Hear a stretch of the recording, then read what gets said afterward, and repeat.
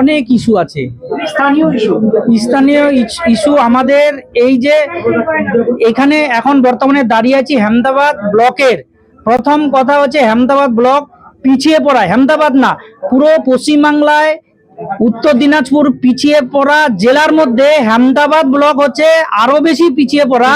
হেমদাবাদ ব্লকে শিক্ষা ক্ষেত্রে, স্বাস্থ্য ক্ষেত্রে, রাস্তাঘাট, এখানকার কোনো দুর্ঘটনা ঘটলে তাকে রেস্কিউ করার যে দমকল বাহিনীর দরকার, কোনোটাই আমাদের এই হেমদাবাদ বিধানসভার অন্তর্গত নেই।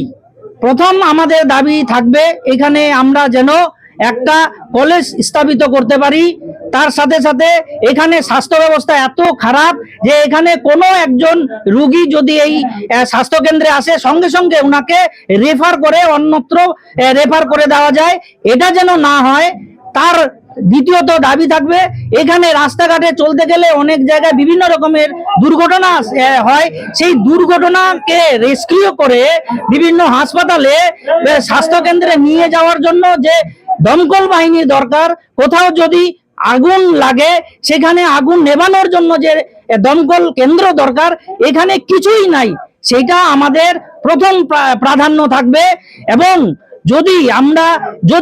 আমরা অবশ্যই এইবার 26-এ এই পশ্চিমবাংলায় ভারতীয় জনতা পার্টি সরকার, ডবল ইঞ্জিন সরকার আমরা গঠন করব। তার সাথে সাথে এই হেমদাবাদ বিধানসভায় আমরা পদ্মফুলের প্রার্থী আমরা এখান থেকে জিতিয়ে দেব এবং আমাদের এই পিছিয়ে পড়া ব্লক, এই বিধানসভাকে আমরা পিছিয়ে পড়ার তকমা থেকে সামনে এগিয়ে নিয়ে যাব।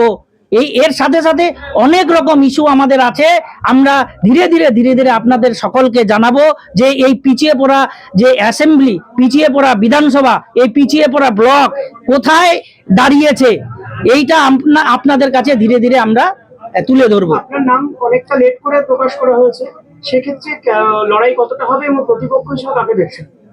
আগে পরে এরকম কোনো ব্যাপার না, আমাদের এটা হচ্ছে একটা সাংগঠনিক দল, আমাদের বিশ্বের সর্ববৃহত্তম সাংগঠনিক দলের মধ্যে অনেক রকম নিয়ম কানুন থাকে, অনেক রুলস আছে, সেগুলো ফলো করে আমাদের কয়েকদিন পরে ঘোষণা হলো, তাতে কোনো যায় আসে না।